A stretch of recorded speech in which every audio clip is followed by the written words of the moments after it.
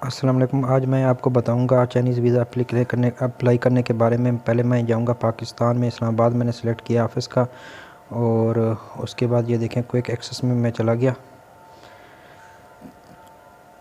अब ये देखें ये खुल रहा है, और इसके बाद ये देखें क्विक एक्सेस में जाके मैंने वीज़े वाली जगह पे जाना है, और इसके बाद वीज़े वाली जगह पे सिलेक्ट करूँगा और इस पर आप देखें ये 3 आ जाएंगे। एक चाइना वीज़ा अप्लीकेंट, एक अपॉइंटमेंट और एक हिस्ट्री कि मतलब जो आपका स्टेटस होगा जो आपने जब आप अपने डॉक्यूमेंट जमा करोगे। तो आपने जाना है चाइना वीज़ा एप्लीकेंट में, और वहाँ पे जाके आपने न्यू एप्लीकेशन फॉर्म को सिलेक्ट करना है।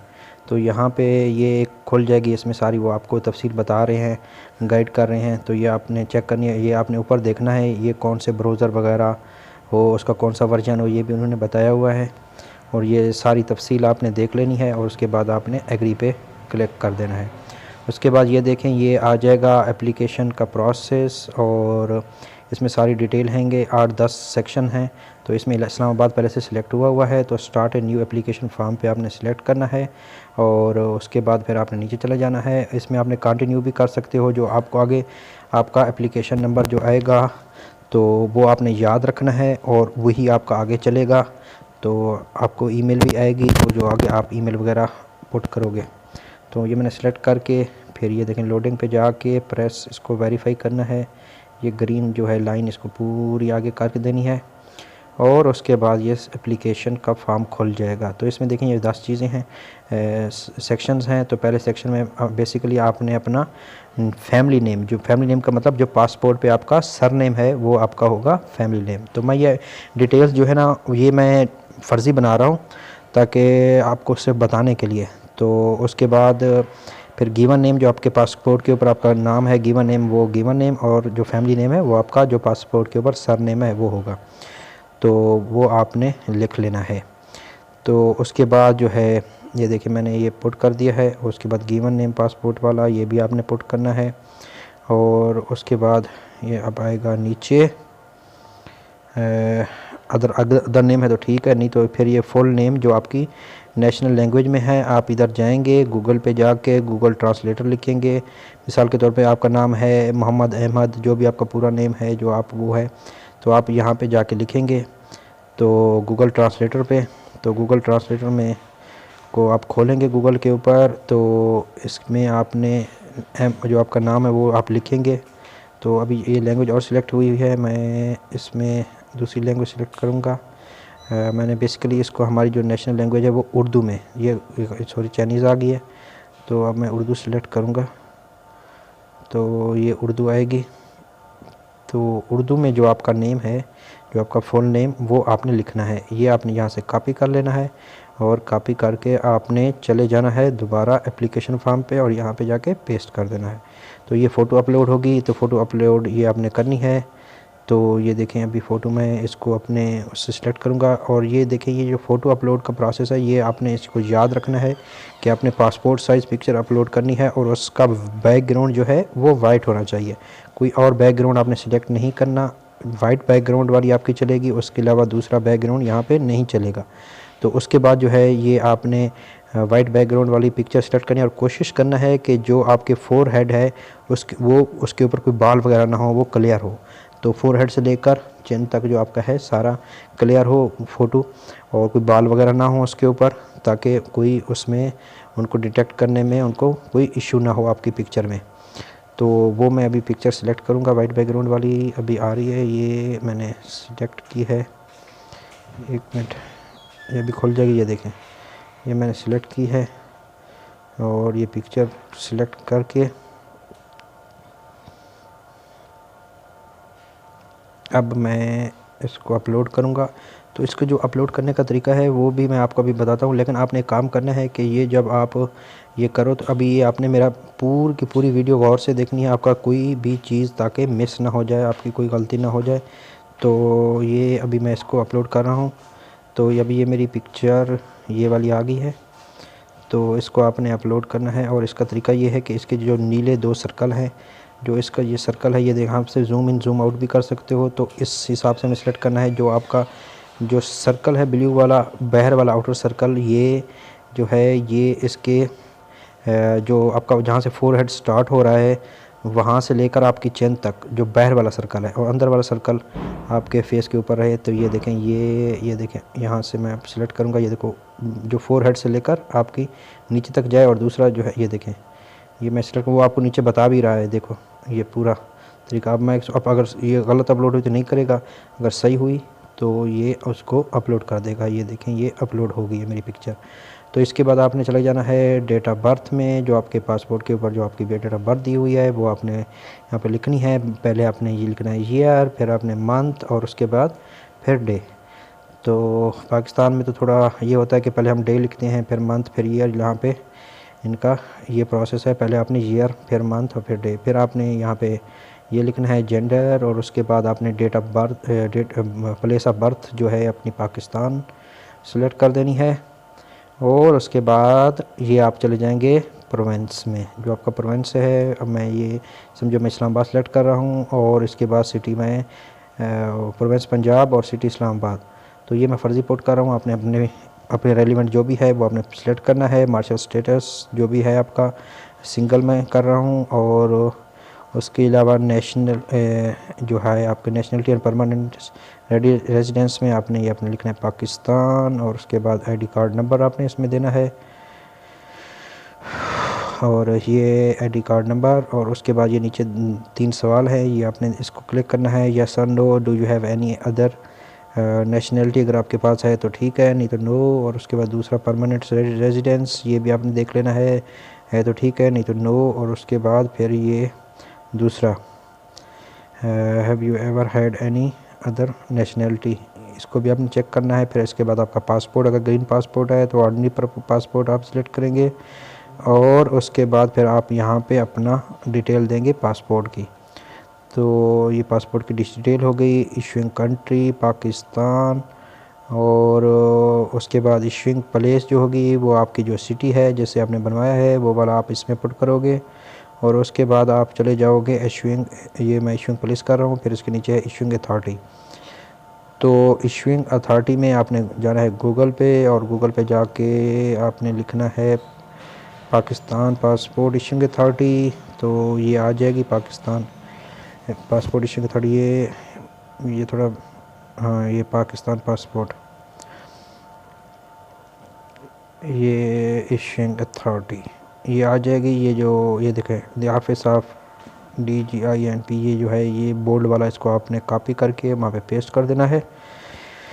और ये हो गया आपका पेस्ट। और उसके बाद इशूइंग जो है आपकी डेट पासपोर्ट की, ये भी उसी तरह ईयर मंथ डे। और उसके बाद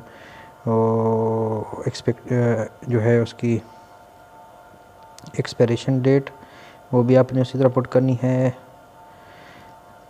ये आप पुट करें उसके ऊपर, ये आपने इसकी ये हो रही है। उसके बाद आपका पासपोर्ट ये पूछेगा कहीं कभी स्टोलन वगैरह तो नहीं हुआ, लॉस तो नहीं हुआ है तो यस, नहीं तो नो। अगर आप इस पर अगर सेव करना चाहते हैं तो आप सेव कर दें। ऊपर देखें एप्लीकेशन नंबर, ये आपने सेव कर लेना है, ये आपका आगे चलेगा। तो अब अगर आपने दोबारा आएंगे तो इसी से आपको होगा, अगर प्रोसीड कर लेंगे तो फिर आगे चला जाएगा। तो ये है वीज़ा मेजर, ये आपको ये पूछेगा कि आपका कौन सा वीज़ा है। अगर आपको 180 डेज़ मतलब 6 मंथ से अगर आपने ज़्यादा स्टे करना है तो आपने X1 करना है। अगर आपका जो स्टडी ड्यूरेशन है या स्टे की ड्यूरेशन है 6 महीने से कम है तो फिर आप X2 करोगे। तो उसके रेलिवेंट वो ये X1 है 180 डेज से ज़्यादा। और फिर ये वीज़ा की जो ये है डिटेल, ये आप लिख दोगे यहाँ पे 1 मंथ और 30 डेज़ और सिंगल एंट्री में। और उसके बाद फिर ये सर्विस जो है नॉर्मल। आप किसी भी पॉइंट पे इसको सेव कर सकते हो, फिर दोबारा एप्लीकेशन नंबर डाल के और उसी से वहीं से ये स्टार्ट हो जाएगा। तो आप अपने ऑक्यूपेशन जो स्टूडेंट दे देना है। एनुअल इनकम, इसमें आप अगर अपनी जो दोगे इनकम तो वो आपकी उसमें आप चेंज करोगे, इसमें RMB वगैरह जो लिखा हुआ है। तो अगर आप स्टूडेंट हो तो आपको ज़रूरत नहीं है इसको सिलेक्ट करने की, आप ऊपर जाके नॉट एप्लीकेबल कर देना। तो वो नॉट एप्लीकेबल से का मतलब ये है कि आप स्टूडेंट हो तो आपको ज़रूरत नहीं है। तो अगर आप वैसे ही अगर करना चाहते हो पुट तो आप कर सकते हो, नहीं तो बेस्ट ऑप्शन ये है कि इसको नॉट एप्लीकेबल कर दो। तो ये फिर नॉट एप्लीकेबल हो जाएगा ऊपर से। तो ये देखें मैंने नॉट एप्लीकेबल कर दिया है। फिर इसके बाद वो आपका पूछेगा वर्क एक्सपीरियंस, वो मैंने नॉट एप्लीकेबल कर दिया वर्क एक्सपीरियंस। फिर आपने नॉट एप्लीकेबल हो गया और ये फिर दोबारा उसको प्रोसीड करेंगे। लैंग्वेज में आप अपना लिख देंगे इंग्लिश, और उसके बाद जो भी अगर आप उर्दू वगैरह जो भी आप और लिखना चाहते हो लिख सकते हो। चाइनीज़ आती है तो वो भी लिख सकते हो। पर है अब ये डिग्रीज़ है, डिग्रीज़ आप अपनी सारी डिटेल दोगे तो ये वीडियो लंबी हो जाएगी, इसलिए मैं नहीं पुट करा नॉट एप्लीकेबल है, ताकि आपको मेन प्रोसीजर ही बताना है। तो वो तो आप अकॉर्डिंगली अपनी डिग्री की डिटेल पुट कर लोगे। अभी आपकी करंट रेजिडेंस जो है आप उसका एड्रेस पाकिस्तान और स्टेट आप लिखोगे, सिटी का नाम लिखोगे, पोस्टल कोड आप ये पोस्टल कोड लगाने के लिए आप गूगल पे जाके पोस्टल कोड चेक कर लेना अपने सिटी का। तो यहाँ पे आप वो लिख दोगे स्ट्रीट एवेन्यू का नाम, phone number, cell phone number और ये जीमेल आईडी। उसके बाद आपने ये आपकी फ़ैमिली की डिटेल, इसमें आपके फादर का नाम, आपकी मदर का नाम, उनकी डिटेल सब चीज़ वो मांगेगा। तो मैं अभी इसको जो है कुछ अभी नॉट एप्लीकेबल कर देता हूँ, क्योंकि ये आप अपनी अकॉर्डिंगली अपनी पुट करोगे। तो ये भी मैं इसको नॉट एप्लीकेबल कर देता हूँ। तो आप अपने अकॉर्डिंगली इसको कर लेना। तो क्योंकि ये चीज़ अगर मैं ज़्यादा अभी ये लिखता हूँ तो ये बहुत लंबी हो जाएगी वीडियो। अभी ये चिल्ड्रन भी मैंने नॉट एप्लीकेबल कर दिया, अगर है तो आप लिख सकते हो। और दूसरा ये आगे ये वाला,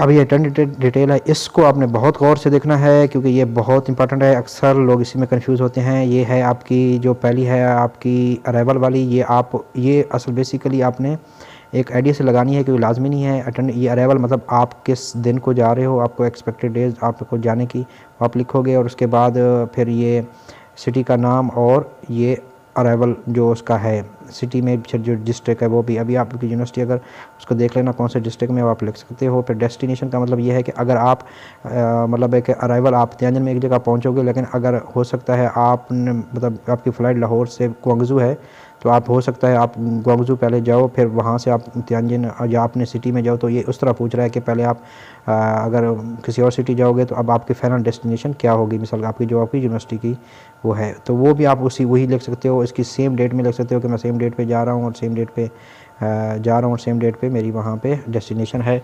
तो ये बेसिकली इस तरह है कि अगर आप एक सिटी में उतरोगे उससे आप दूसरी सिटी में जाओगे तो वो उस हिसाब से पूछ रहा है। लेकिन ये कोई इतना इंपॉर्टेंट नहीं है, आप same city same detail same dates दे सकते हो, इसका कोई इशू नहीं है। ये एक वैसे मतलब उन्होंने पूछा हुआ है, ये कोई ख़ास जो है इसका कोई इतना बड़ा मसला नहीं है। ये आप आराम से आप इसको सेम डेट्स में भी कर सकते हो या 1-2 दिन आगे भी कर सकते हो। ये वाला देखें, ये वाला जो है ना डिपार्चर, ये वाला पूछ रहा है जब आप वापस कब आओगे, कि जब आप की वापसी कब होगी, जब आप अपनी डिग्री करके या जो भी करके वापस आओगे। तो अब ये आप 1 साल का आगे लिख दो, 1 साल बाद मैं वापस आऊँगा। तो ये भी उसी तरह सेम वो आपसे पूछेगा, तो इसका कोई मसला नहीं है। ये भी फ़र्ज़ी है, आप उसको लिख सकते हो कि मैं 23 में आऊँगा या इस तरह। तो ये आप इसकी डिटेल दे दोगे डिपार्चर सिटी, जिस सिटी में आपकी यूनिवर्सिटी है वो उस तरह दे दोगे। फिर उसका वो जो काउंटी का मतलब ये है जो उसका डिस्ट्रिक्ट है डिफरेंट आप देख लेना, जो भी आपकी यूनिवर्सिटी है जिस डिस्ट्रिक्ट में है। तो उसके बाद ये है कि आपको इन्वाइटिंग पर्सन आप कौन सा कर रहा है, आप अपनी यूनिवर्सिटी का नाम लिख दो। और उसके अलावा आप यूनिवर्सिटी की सारी जो डिटेल हैं वो ISO की या जो भी यूनिवर्सिटी की detail, phone number, email address वगैरह, सिटी, वो उसी तरह आप ये सारी दे दोगे। तो ये वो आपको यूनिवर्सिटी इनवाइट कर रही है ना, तो बेसिकली आप अपनी उसकी यूनिवर्सिटी का नाम ही लिखोगे। तो ये आप उसमें पुट कर दोगे। तो इसके बाद आपका इमरजेंसी कॉन्टैक्ट नंबर है और ये भी आप अपने जो भी है आपके अपने भाई का, मदर का, फादर का जो भी आप देना चाहते हो वो आप दे सकते हो। तो ये आप इमरजेंसी कॉन्टैक्ट में आप इसको दोगे तो ये सारी वो डिटेल मांगेगा। ये मैं बस एक फ़र्ज़ी पुट कर रहा हूँ आपको बताने के लिए, तो ये आप पुट कर लेना। और ये सारी उसकी डिटेल वगैरह मांग रहा है और ये नीचे चले जाएँ, ये सारी वो आपसे मांगेगा। ये आपने अपनी सारी डिटेल देनी है आपकी इमरजेंसी कॉन्टैक्ट की।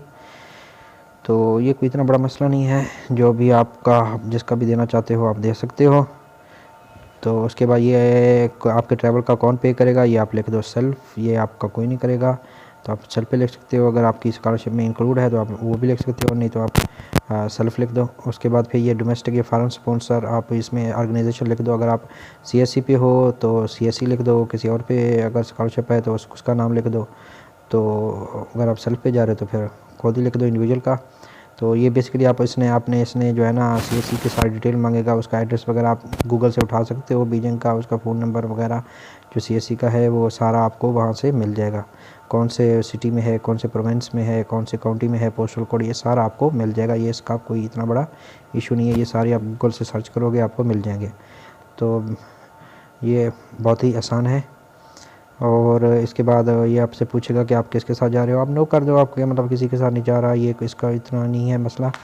तो ये आपसे फिर वो सारी पूछेगा कि प्रीवियस 3 ईयर में अगर आपने चाइना में गए हो तो उसकी डिटेल दोगे, नहीं गए तो नो कर दो। प्रीवियस चाइनीज़ वीज़ा अगर लिया है तो यस, नहीं तो नो। ये आप पे डिपेंड करता है, अगर आप कहोगे तो फिर आपसे डिटेल मांगेगा कब लिया था प्रीवियस उसके बारे में। फिर वैलिड कंट्रीज़ वीज़ा, किसी और कंट्री का वीज़ा है वो भी नो। और उसके अलावा कंट्रीज़ विजिट 5 ईयर, अगर आपने लास्ट 5 ईयर में किसी कंट्री को विज़िट किया है तो उसके नाम आप दे सकते हो इसमें। तो ये आगे अदर इन्फॉर्मेशन इसमें आप देखते जाओ। ये मोस्टली आपको मेरे ख्याल में नो ही करने हैं, इसमें कोई बड़ी वो नहीं है, आप आराम से इसको पढ़ोगे, आसान चीज़ें हैं, या आप इसको ईज़िली सिलेक्ट कर सकते हो। मोस्टली ये मेरे ख्याल में नो ही होंगी आप तकरीबन सबकी। तो ये नो आप करते जाओ, फिर भी आपने एक दफ़ा एहतियातन इसको पढ़ लेना है। तो और ये तो मैं अभी आपको ये बता रहा हूँ, इसके बाद जो है ना मैं आपको इसकी जो अपॉइंटमेंट कैसे लेनी है, अगर आप और दोबारा अपॉइंटमेंट को कैंसिल करके दूसरी नई अपॉइंटमेंट लेना चाहते हो वो मैं वीडियो बनाऊँगा इसके बाद अगली वीडियो में। तो आपने मेरे उस चैनल को फॉलो करना है ताकि आपको मसला ना हो। ये मेरे एड्रेस दे देना है आपने, और आप इसको उठाओगे पासपोर्ट को, ये अपनी ख़ुद बाई विज़िट करके ये आप कर दोगे सारा। तो अगली वीडियो आपने मेरी मिस नहीं करनी, ताकि आपको सारा अपॉइंटमेंट कैसे लेनी है, फिर अगर आप उसको कैंसिल भी करना है डेट को तो दोबारा कैसे लेनी है, वो सारी डिटेल उसमें होंगी। और उसके बाद तीसरी जो है वो मैं वीडियो की मैं आपको बताऊंगा कि उसमें आपने किस तरह जो है अगर आपने अप्लाई कर दिया वीज़ा के लिए तो उसका स्टेटस कैसे चेक करना है। तो ये सारा मैं आपको ये बताऊँगा, ये आपने देखते जाना है, इसको सबमिट करना है, कन्फर्म कर देना है।